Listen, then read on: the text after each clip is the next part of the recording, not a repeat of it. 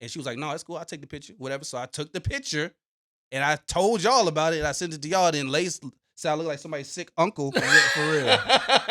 You look like you did a 5-year like bid. a Make-A-Wish. Look.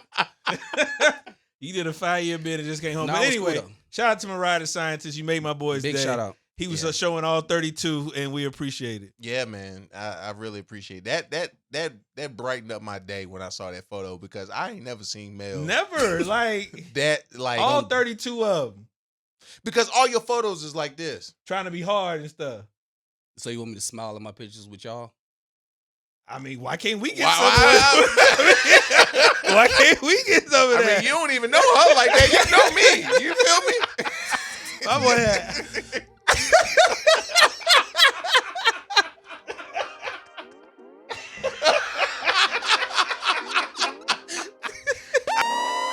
Yo, welcome to the cave with Mel, Troy, and Lace. The podcast with men to have a safe space. We on all platforms. You need to tune in, hit the like button, subscribe, and share it with your friends. Welcome to Mel and D, the podcast with men to have a safe space.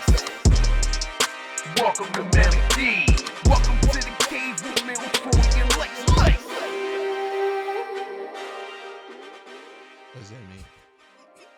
What does that mean? I don't know what. What does that mean? Because Melvin hate. Hey, what's up? It's your boy T. Roy. Y'all welcome.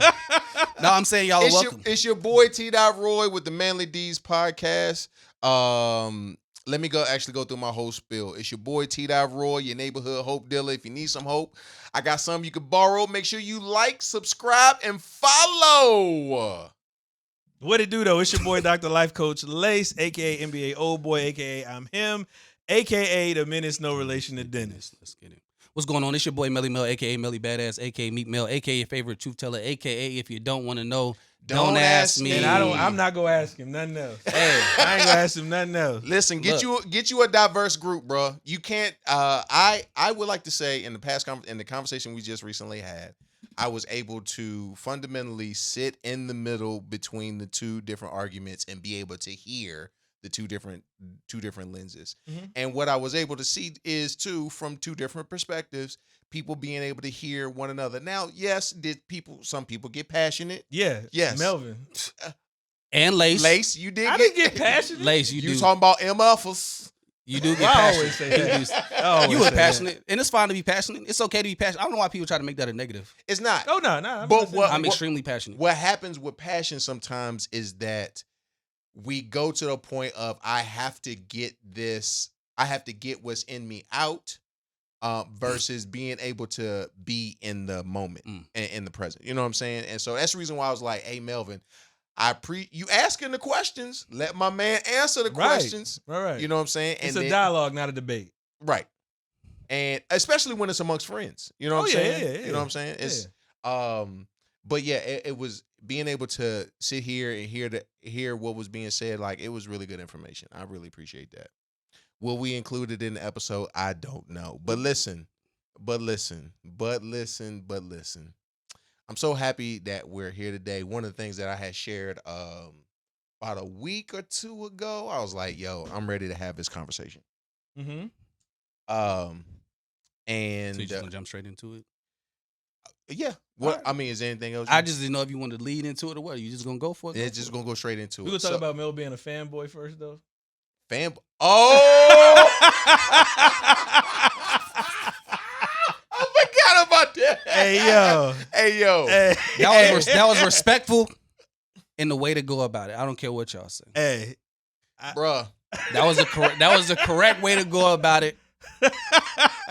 So Melvin has to take, and I was the only one that got a picture. And I think it's probably because no one knew who that was. That's a lie.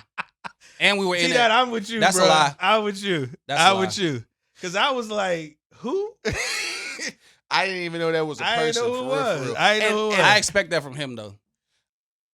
I be on kind of condescending. I be on the shade rooms. I be on the, you know what I'm saying, I had no idea who this individual was. You know what I'm saying? I be in the marinas. It's like, this Bill Nye? You talking about a scientist?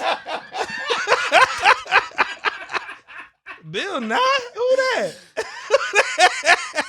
Melvin is in the airport. Yeah. He is gotta go begrudgingly on a trip that he didn't want to go on. Uh-huh. But he did find a silver lining throughout the whole trip that he was able to smile about. Cheese from blue ear to cheese. Nigga was blue cheese. I was cheesing. Cheesing from ear to ear. Yeah. Don't try to have me tell it now after you done put it out there. So I'll pick the story. Nah. Now you go. I'll pass it to him to finish. So Melvin traveling is T. Dot mentioned, and he runs into a artist whom we didn't really know who they were or whatever. Mariah the Scientist or whatever. So when he said that again, I'm like, science of what? What is she the science of? He was like, she a singer or a rapper or something. Like, okay, cool, whatever. So Melvin Brown III goes up to the assistant. That apparently I didn't go up to the assistant. You were getting breakfast. I was minding my business. You were minding your business. I was getting lunch. Okay. In between flights. And so layover. Look over. He looks over and he says, "Oh, that looked like Mariah the Scientist." Or whatever. So he then pulls the assistant to the side. Excuse me. I did not pull the assistant to the side, bro. Excuse me. Is that Mariah the Scientist? And the assistant goes, "Yeah, that's her," or whatever. And Melvin was like, "Well, is she taking pictures?" I did not do that. Is she taking pictures today? So the assistant says, "You know, we kind of in a rush, but I'll go ask her, whatever." Next thing you know, we get a picture. I don't know if I've ever seen Melvin smile like that. Like I have not seen him smile like that. I was just like, "Yo, she looked like just a regular." Cute girl, she's cute. Yeah, I mean, she cute, whatever. But no, for me, I didn't know who she was. Still haven't heard any of her music. But yeah, this act like he was standing beside Michelle Obama. No, I didn't, bro. I just said I met Mariah the Scientist at the airport, and I sent the picture. And then I was asked how I acquired such picture, and I explained the situation. Yeah, so it's fine. Not to mention we were in Atlanta airport, so you kind of will see celebrities in Atlanta airport. Oh, sure. Which is true, but it also, from one who's traveled through Atlanta numerous times and have seen celebrities travel through the airport, I've never said, "Excuse me." Is that Mariah the Scientist? Is she taking? I've never asked for a picture. Okay, that's never been my thing. Okay, you never asked for a picture. That's fine. Everybody don't operate like you, ladies. That's very true. You're right. That's why I can't have a singular identity around that. See why you that was not necessary. That was not necessary. That was not necessary. I'm just saying. But yeah, no, that was hilarious. I've never seen Mel smile so hard, bro. I guarantee you made her day though. I doubt it. I ain't nobody. I doubt it as well. Troy, stop gaslighting. No, to Mel be recognized. And she like. She was smiling. She was smiling. She was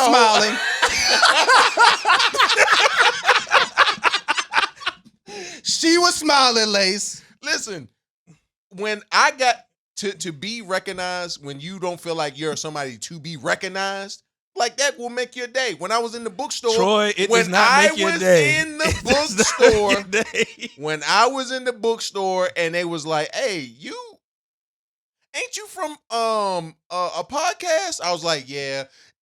Didn't know my name, but knew that I was a part of a podcast. That's different. Well, how is it different? We on the chitlin circuit. She not.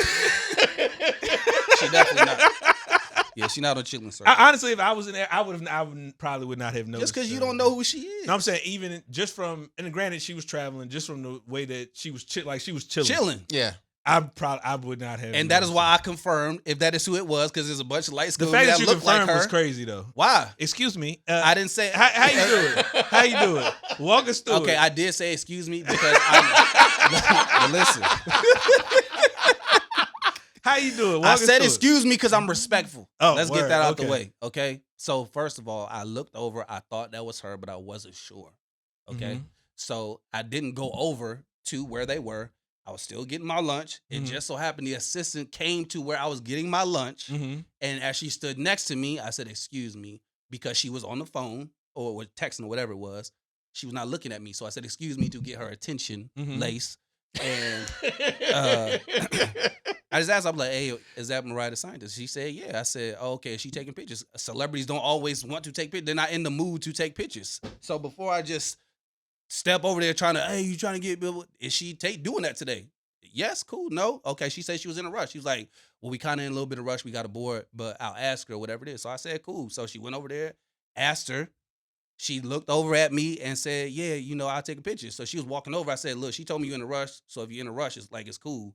And she was like, no, it's cool. I'll take the picture, whatever. So I took the picture and I told y'all about it. And I sent it to y'all. Then Lace said I look like somebody's sick uncle. Yeah, for real. You look like you did a 5-year like bid a make and a just wish. came home. Look.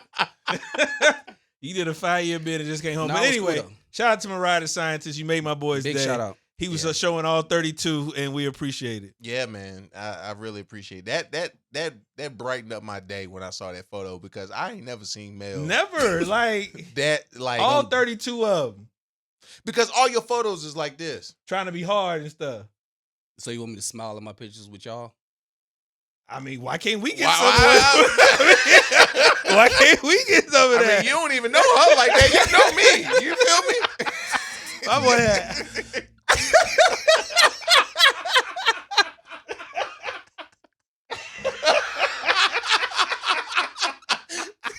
I said, hey, yo, that's crazy. So I'm just saying. Y'all turn anything into a problem. Lace dude, man, I swear you can't be happy around Lace, bro.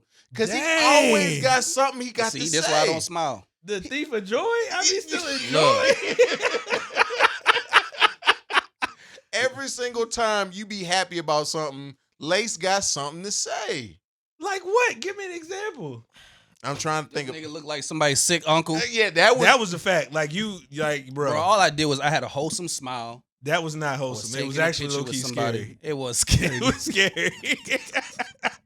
Cause I ain't never like if you ain't never seen somebody smile, or they always like I was like I ain't know he could smile. I ain't even know. always calling me safety whistle dot You do be on the safety when I'm ministry, trying to though. when I'm trying to Like, protect people. You do be on the safety ministry. though. So, all right, case in point. Case in point. Now, y'all tell me if this is safety whistle dot or if I'm not just being honest. Melvin tells a story about people wanting to play drinking games, who are just coworkers who want to play drinking games, and just hanging out, coworkers drinking and stuff like that. I said that's how you commit adultery. That's the gateway drug to adultery. And then Lay says, safety whistle dot. The reason why I said that is because the fact that your mind went to I'm Straight drinking there. with coworkers to now I'm gonna knock something down. Like That was a big jump. That's a huge jump. You could have done. I mean, we could have went to Taco Bell. Anything. Let's go to Cookout. I'm hungry. Like I mean, any of that. Now, But you y'all, went straight to committing sin. all these Lifetime movies that we be watching, I don't all watch these, Lifetime. I don't do that, yeah. well, yeah, all these Tubi movies, all these Tubi movies that be coming out is because people be in plutonic relationships, strictly plutonic, Plutonic. whatever. Plutonic. Oh my God. This is a case in point that you proving me right now. I'm trying to you make can't it. say words. That ain't my fault. And then you say something like that. You can't say words. That's my fault. Plutonic. Strictly platonic situation. You introduce alcohol, Mm-hmm. and then next thing you know, you at the store getting a Plan B the next day. Yeah, I can't. I never had that experience, so I don't. My mind Because you don't drink with coworkers. I definitely don't. I have had drinks with coworkers, and that has never been a thought of mine. Well, I mean, I don't hard drink with coworkers. I have had a sip or two. I mean, have a beer or something like that. No, I Yeah. hate beer. Oh, So what do you drink? Cider? Whiskey.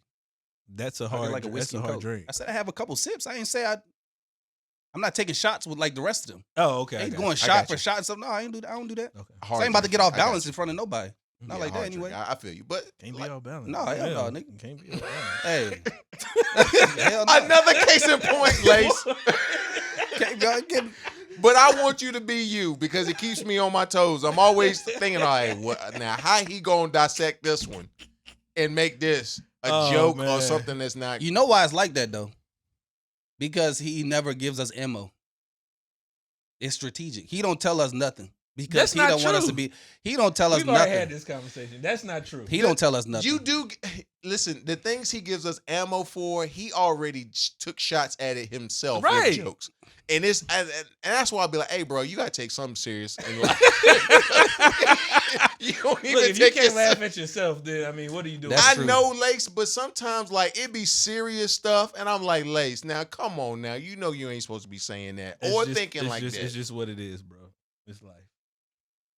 As Melvin has stated, you go hit barriers in life. It's You all gonna in hit how barriers in life. you It's all in how operate you and navigate. Come on now. You know See, what I'm saying? So it be truth in some of this stuff that I be. Which is 100% right. But I'm gonna try to do better because y'all might be right. I do. You laugh said about at the it. very beginning of the year you was gonna try to do better. I And think I have done better. You have not. I think I have done better. Whoa, man. I think I have done better. So But I am this year I just turned 40. And my wife and I have been married we just celebrated 14 years. All right, congratulations. That's what's up. Hey, bro. Hey, listen. I'm gonna ask y'all real quick before I get into my story. I need help, Mhm. and I ain't even gonna hold you. Normally, I would be kind of push away people, but I need help with dressing, and I'm gonna tell you why. What? I'm gonna tell you why. Because I got dressed for our anniversary. We went out to eat. I'll leave this whole podcast right now. I'll knock down all them cameras over there. Go ahead. Uh-huh. I'll knock down all them cameras right now. Business up top. That's right. Go ahead. You got dressed. Got dressed. Oh my gosh. Went to a joint. It's a rooftop joint. Mm-hmm. And the weather now that it been chilly. It been chilly. I expected it to be chilly that day. So I wore my sweater, you know what I'm saying, with the big brim. Not the big brim, but like the thick, I know what you're talking about. you know what I'm talking. Yeah, and the joint like a crosses shawl. up. It was a shawl neck. The shawl. So you said it crossed is a shawl. Yeah. So I wore that joint. I felt confident and cool. But man, I was out there. I felt like a rotisserie chicken being baked in the sun because it was cool outside, but you on the rooftop, the sun is directly out, you know what I'm saying? And I'm like, bro, I can't win for losing. The time I try to be sharp, I'm uncomfortable. And the times when I am not sharp and comfortable, I get business up top, duck hunting at the bottom. You know what I'm saying? So I need help with that. Mm-hmm. I need help with that. What are 5 key things that I would need to do, or 2 or 3? What are some key elements that I would need for a night out with my lady? From a dressing standpoint? Because I'll be honest with you. I got relaxed. It's on the extremes. I got relaxed gear, and then I got work attire / church attire, but nothing in between. Like, I mean, ultimately, it depends on the situation, like where you're going. First thing I would have said, if you're going somewhere outdoors, like a rooftop, and you're unsure of the weather, it's best to wear layers. So I would have probably gone with like a button-down shirt and maybe a jean jacket or some other type of thing that you could have removed if you were to get hot or would have been suitable for the condition. That would have been the first thing I would have said. So that's one thing. But I can't give you this 5 must-have lists for date but night it's a with good your lady, start. because it ultimately depends on what it is that y'all engaging in, what you should be doing. Because I was also out there too, man, and so I didn't have the boots on, but I did Toms on. Huh? Yeah, Toms on. I didn't have my Toms on because I could hear Lace in the back of my mind saying, "He out here dressed like a karate ninja wearing Toms with the crossover at the toes and stuff like that." So I heard Lace. I couldn't do that. But I had on the the Deacon Board 5s on that I normally wear, and for work. And so I was like, man, I need to get my shoe game right. So you went and bought shoes? Or Oh, you no, said after you I realized? was in the wearing moment the you Deacon Board realized 5s. that your shoes were terrible. And you So needed to get what better. I would suggest, couple things. Thank you, Melvin, for your analysis. Now, mind you, he was the one who had a corduroy jacket on at the function. He was young. He was young though. But again, But it was layered though. Who you take advice? I was all purpose. Who you take advice from? I was all purpose. So- Okay, so you was wearing that sweater. He couldn't take that sweater off. That's I true. could not take that sweater Right, off, that's true. and I was just That's baking. true. Right. So what I would suggest, a couple things. So you need to get you a pair of shoes you can wear with slacks and jeans. So nice little Cole Haan situation, something like that you can put in either category: jeans, slacks, or even a suit. I wouldn't necessarily suggest it with a suit, but you can. If you were going to a rooftop function, I will agree with Melvin. I wouldn't have done a jean jacket. Probably I just said jean jacket. I'm just going with what you said, bro. Right. I mean, He agreed with you. yeah. No, so I probably wouldn't do a jean jacket, but I probably wouldn't do a jean jacket. but a night you cannot go wrong with like not a like a casual blue blazer. Sure. Some with like it's almost like a not dry fit material, but like a real casual material. Throw that on with a button up. You can have that tucked in, not tucked in with your jeans. Your shoe, you would have been cool. It got hot, take your jacket off, whatever. So I would not have worn a sweater to a rooftop, particularly a thick neck sweater.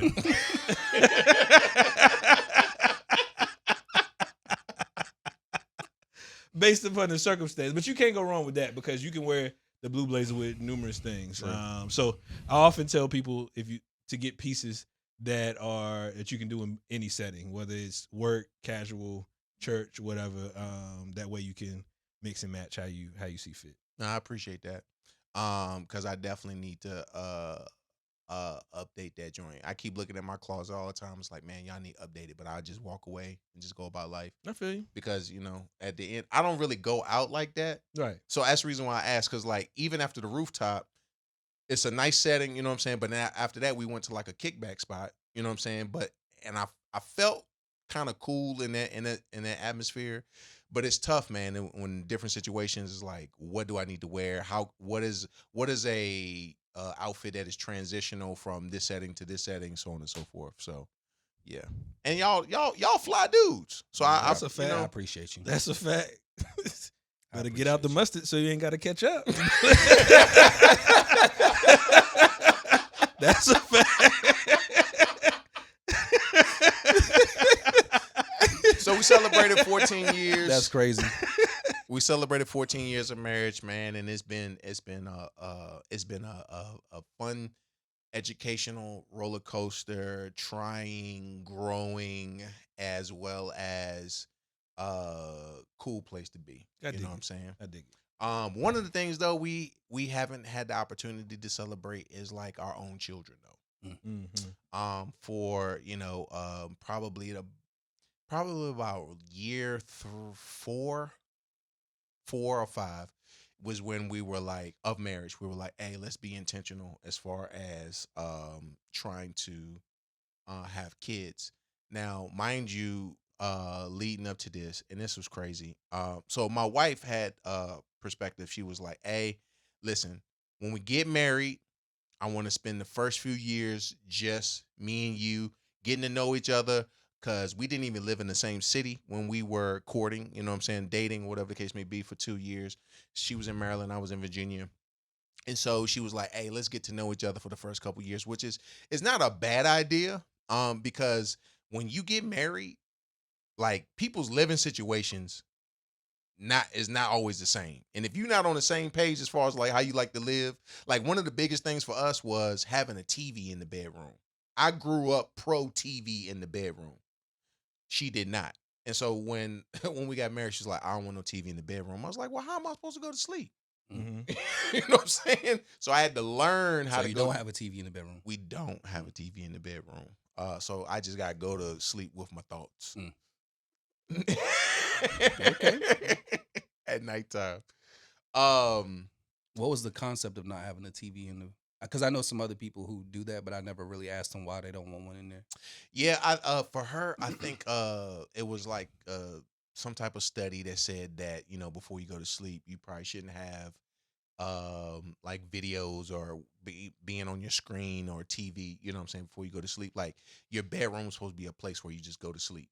You know what I'm saying? Like, you shouldn't make your bedroom a place where you've probably seen on TV shows where a husband and wife sit in the bed and they'll like read a book and stuff like that. Like, that's cool, but like your brain should be shutting down and shouldn't be interacting, you know what I'm saying, before you go to So sleep. no entertainment in the bedroom. Well, there'd be some entertainment. So no entertainment. Just no outside Oh, source okay. I got entertainment you. going Okay. on in the bedroom. So I was like, cool. Now, when you agree to stuff like that, you have to then ask, well, what comes with that? Mm-hmm.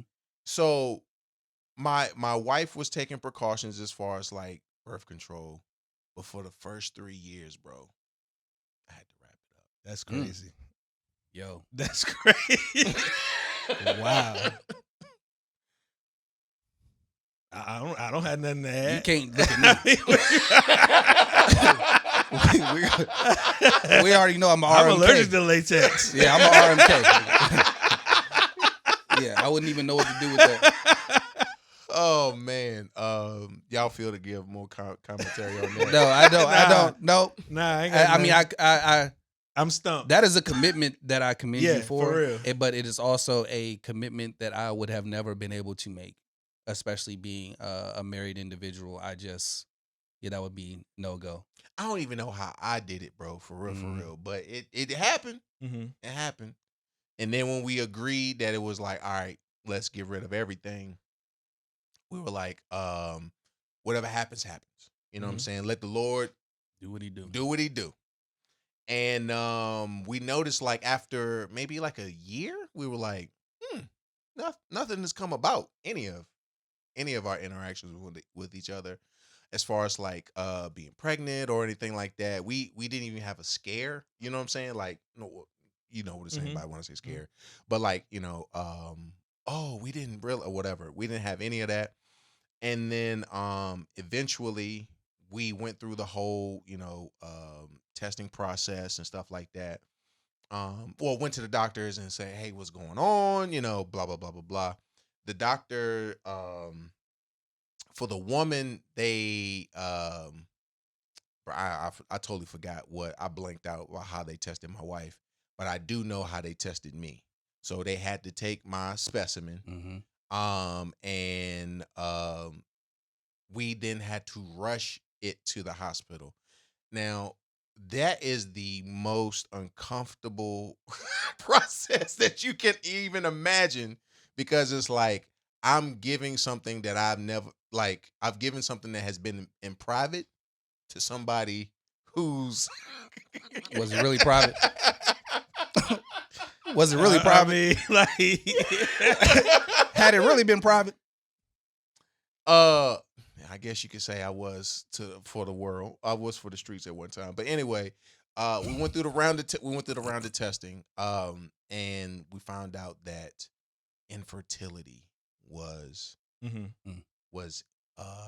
for lack of better words, a barrier for us. You know what I'm saying? And we went through a couple procedures and stuff like that to try to override said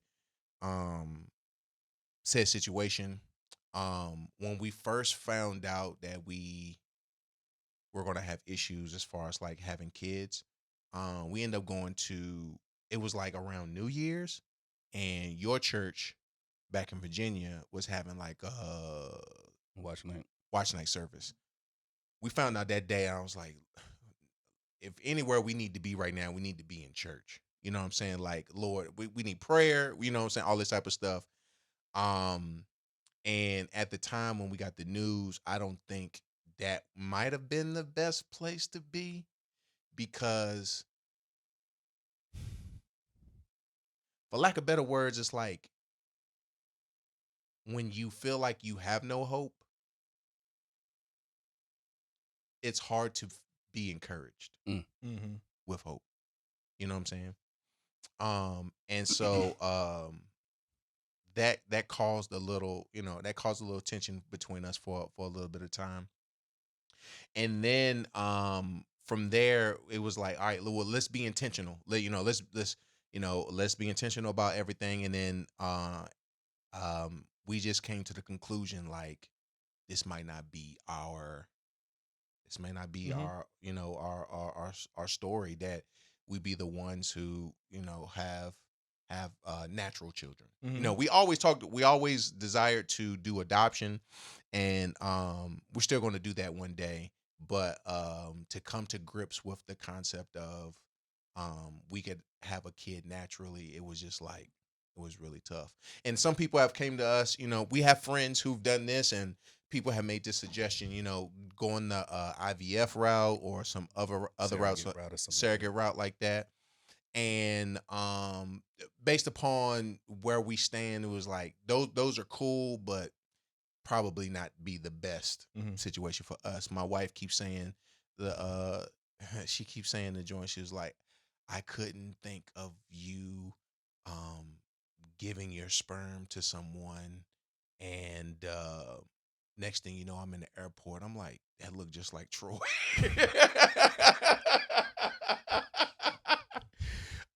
Because, you know, some people have convictions about the fertilized egg. You know what I'm saying? What you gonna do with them?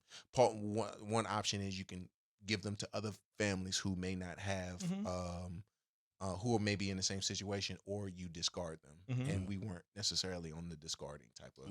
And then the other fact of seeing Troy's walk around in the airport and stuff like that, that was not up our alley. So from there, we made the decision to get into and feel free to ask questions too, by the way. I know it's like, this may be the first time I've actually shared this with y'all.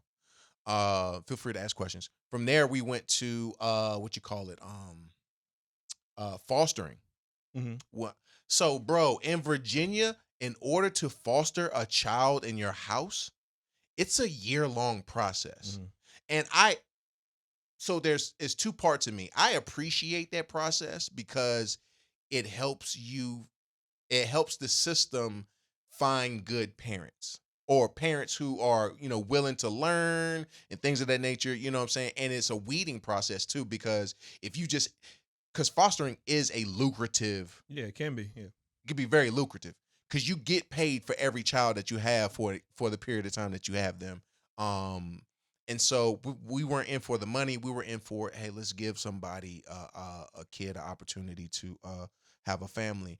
I've always said I wanted to foster or adopt a young Asian kid, and my wife was like, well, why would you want to do that? I was like, imagine an Asian kid growing up in a black household. He's gonna be so cool. You know what I'm saying? And I would have asked her the same. I would have asked the same line of questioning. It'd be Which the I'm coolest. actually never mind. It'd be the coolest kid on the block. What? Never mind. What? I've always been against that. That's not surprising, but I've always been against it. Asking that wouldn't have been based upon that. Why would you? What was your premise? Just the why. I mean, like, He'd be so cool in school, man. why do you think he'd be cool in school? Because one, I am me. Okay. You feel me? And my influence on him, he's gonna gravitate towards me. You know what I'm saying? So the kid gonna get beat up, wear glasses. Yeah, nah. That she was right on that. What would make him cooler by growing up in a black neighborhood versus a mass amount of Asians that grow up in urban areas that are surrounded by black people? The concept just sounded It's cool. because okay. Oh, okay. Yeah. It was the concept. You told us to ask questions. Yeah. Okay. So we went the foster route, and we had a I'm not surprised. we went through the whole year process of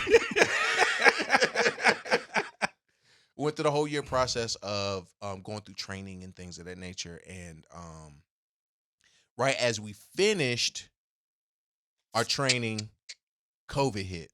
You know what I'm saying? And so everybody was affected by COVID, even the foster system.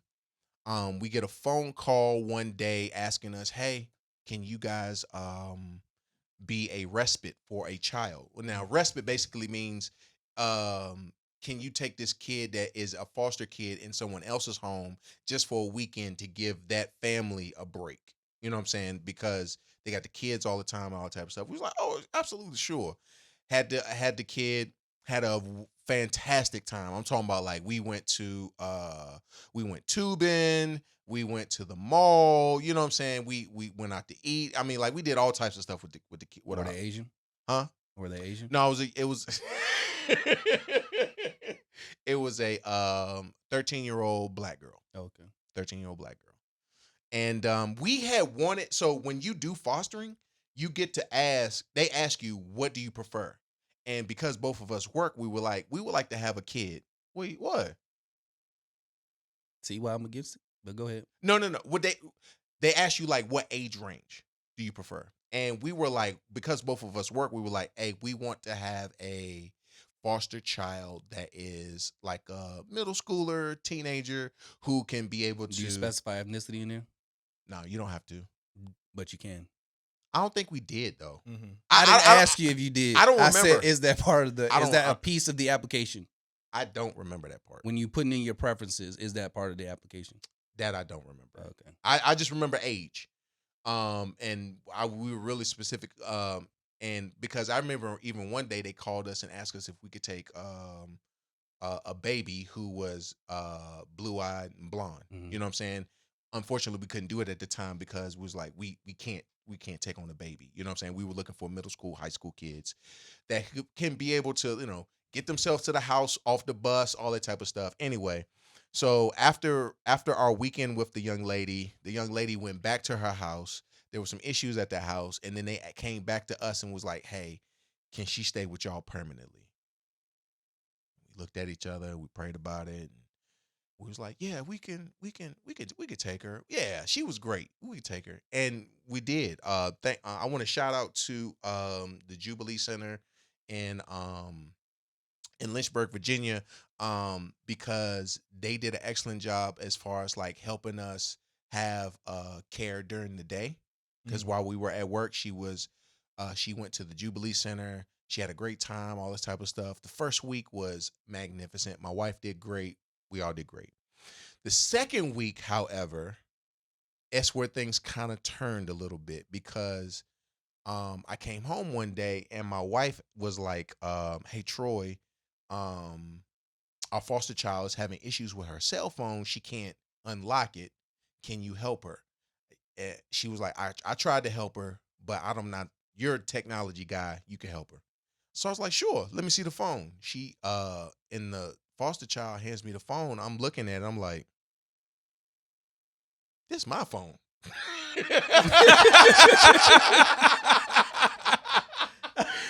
I'm like, yeah, this is my old Note 5. You know what I'm saying? I had just had it lying around. Mm-hmm. You know what I'm saying? It's my old Note 5. And I was like, she was like, no, it's not yours. It's mine. I swear, I promise. I was like, no, look. And I turned around and said, boop, boop, boop, boop. Unlock. That's my picture.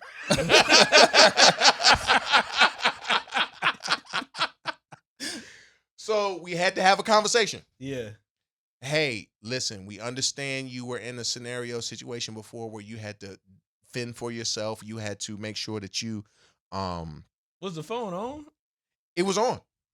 Like Oh, on in the sense, like on in the sense of having service is what he means. Oh no, I didn't have no service on. Oh, okay. No. But with phones nowadays, if they're connected to if it's connected to the Wi-Fi, you straight. You know what I'm saying? And so we had a conversation. Was like, listen, we know in situations, before you had to fend for yourself, you had to make sure if you need something, let us know. Mm-hmm. You know what I'm saying? We got you. There's no need to for the sense of taking something and claiming that is yours and it's not. Mm-hmm.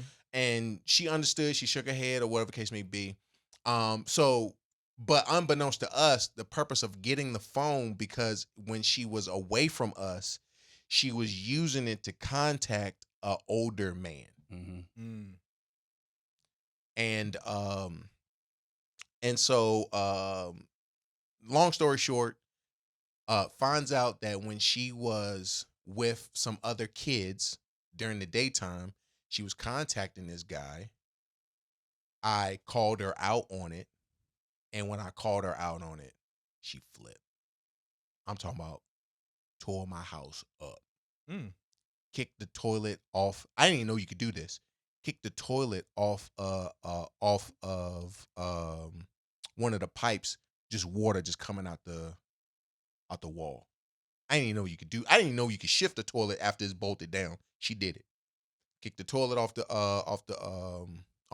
thing, and then almost she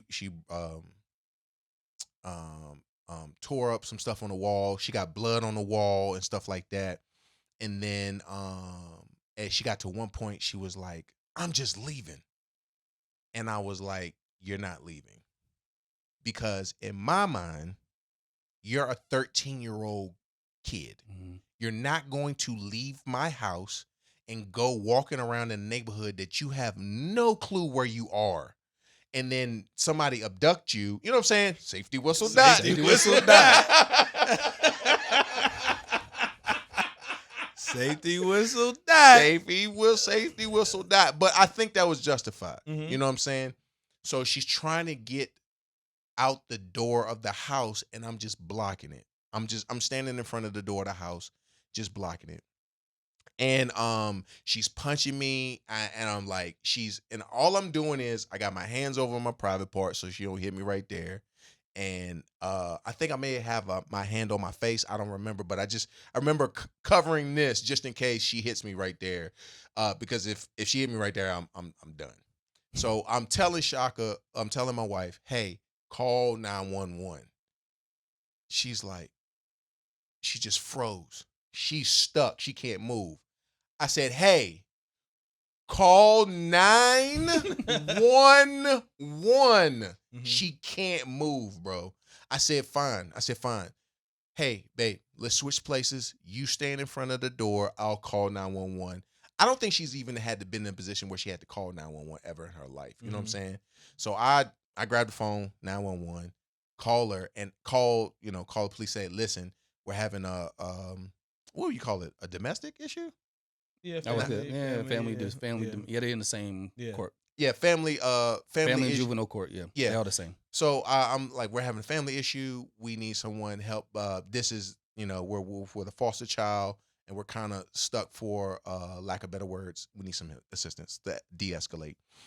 And so as I'm on the phone, the woman that I made a vow to, some at this point meant what, maybe like 10 years prior to this, to protect and to love and to serve, she is being violated by this young girl. And the blood in my body just was boiling red. Have I ever told you this story? Blood in my body's boiling red. I said, hey, y'all need to get over here right now. Right now. I want to say, yeah, y'all need to get over here right now.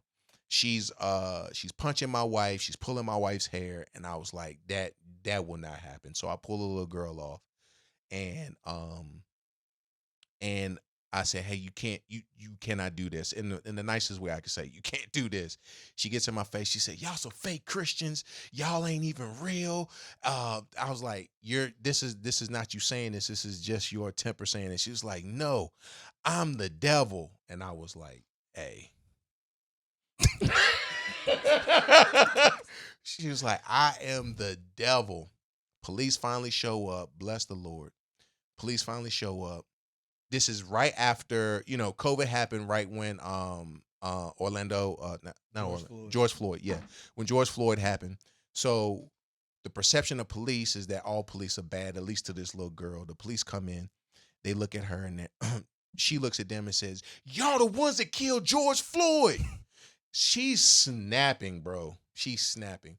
I don't know how it went from this little girl talking to the police officer saying, y'all the ones that killed George Floyd, to about an hour later, she got this picture book that she's showing him. That's my grandmother. That's my mom. I'm like, bro, I don't know how you child whispered this whole situation to get her from you are the one who personally killed George Floyd to her explaining who her family is. But anyway, de-escalated the whole situation. We called the services and was like, hey, we had an issue situation. So I'm not sure if you all realize this, but if it's after hours, they have someone who is on call. Yeah, they have someone on call. Homegirl, they was like, the person who is on call is 2 counties over away from you all, a whole hour away. She won't be able to get there until after she finishes whatever she's finishing and then drives that whole hour. 3 hours go by. Finally, the person comes and they were like, okay, well, we're just going to let her stay in the house with you guys for the night. I said, y'all better come get somebody to come get this kid because they are not staying in my house. You got to So why understand. didn't she go with the police? Huh? Why didn't she go with the police when the police came? Y'all didn't want to press charges or nothing. Nah, we ain't personal charges. Oh yeah, I'm sorry. Well, of course, Mel. You got to understand, bro, like for her situation, like she ain't have nothing. You know what I'm saying? If she go with them, bro, it's like she's still not going to have, it's going to be even worse. No space. She'll have space. She'll have space, but she won't have warmth. She won't. It'll just be her. It'll No just sense of belonging. No, I know that's what he was getting at. No sense of belonging. no type of family. No, But you don't learn nothing either because everybody trying to give you space. You don't learn nothing either because everybody trying to give you space instead of giving you what you really need. Trying to give you space instead of giving you what you really need. You So- assaulting people, you ain't gonna learn your lesson because someone gonna come and give you some space. Let me give you some space. And where would they even take her though? They would have took her down to juvie. Yeah. She would have been at holding for a little while. Get the lesson. You know the whole system, Man, don't come you? on, bro. Be real. Sometimes you need that, bro. Well, here's the thing. I didn't feel comfortable doing that, and that didn't even cross my mind. Specifically because this organization that we were working with has been finding this little girl homes, and so I would much rather her be in the control of this organization versus putting her in the system. They both the system. Which is true. That's true. They Different both the systems, system. but yeah. So yeah, you're right. I'm just saying. So You you had a would- kind heart and all that. I'm not disagreeing with why you chose to make the decision that you made. I'm just saying, I was asking why didn't she go with the police? If you called the police, if it was so egregious to you that you felt the need to call the police, why didn't she leave with the police and then wait for the other person to show up? I'm wondering what more that person could have done than the police could have done, given the situation that you were explaining, to where she had already stole from you, so we already know she was klepto, and then for her to physically assault both you and your wife in that moment, so she was already deeming herself a physical threat at that point. So it pushed past you having an episode or a situation. Now you're putting people in danger, etc. So that's why I said, why didn't she leave with the police? That was the reason behind my questioning. Not that I'm out to just send kids to juvie and stuff like that, but in that given situation, what was going to be the answer? That's a good point. Honestly, I don't even think he even asked us if that was an option. I think for us, it was just like, I was like, hey man, thank you. We needed this de-escalation. We could take over from here. And we were in the process of doing this. We were still waiting for this organization to come, and evaluate. So that they come over there and was like, okay, well, we think this is a safe space for her to stay, and we're just going to let her stay over here. And I said to the lady, I said, okay, it might be safe for her, but it ain't safe for us. And if she attacks my wife, attack me. I'm attack. All right, Mel. I have no problem with that. I can get over that. I played football, I've taken, I'm trying to find the right words to say without lace.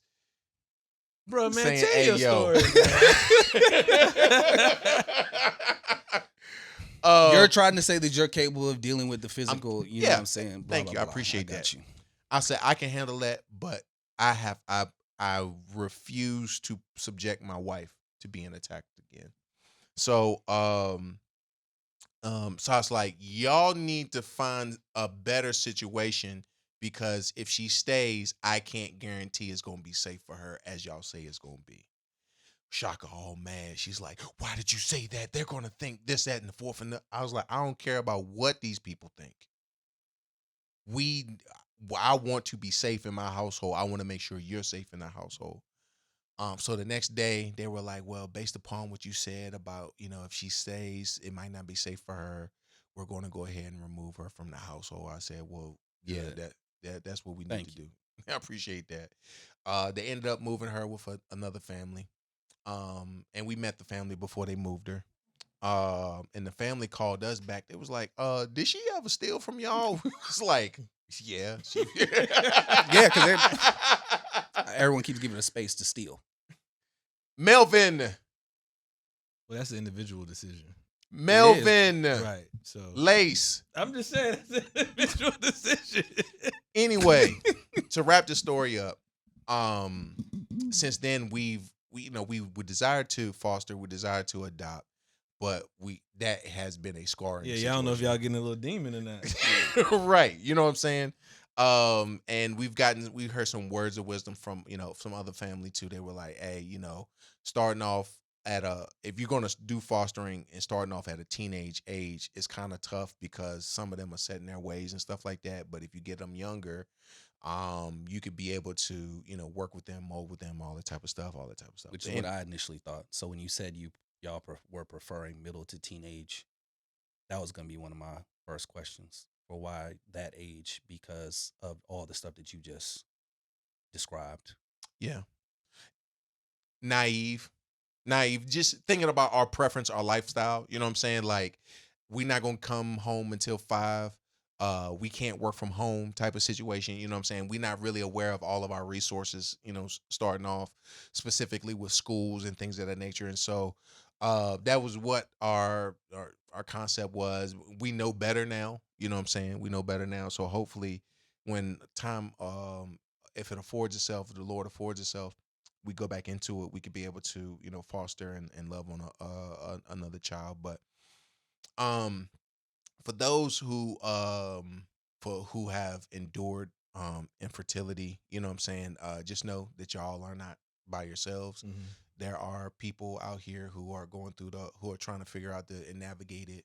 My biggest thing that I would recommend for anybody who is going through this is to not necessarily cut yourself off from other people, you know what I'm saying? Because at one point it was like everybody around us was just having kids. You know what I'm saying? Like, I'm talking about as soon as we go to one wedding, baby shower, the next week we're going to another one and another one and another one. And then sometimes you get into a space of where you start doing a comparative role. Mm-hmm. It's like, man, some of these people, first of all, a majority of the people that I know are great parents, fantastic parents.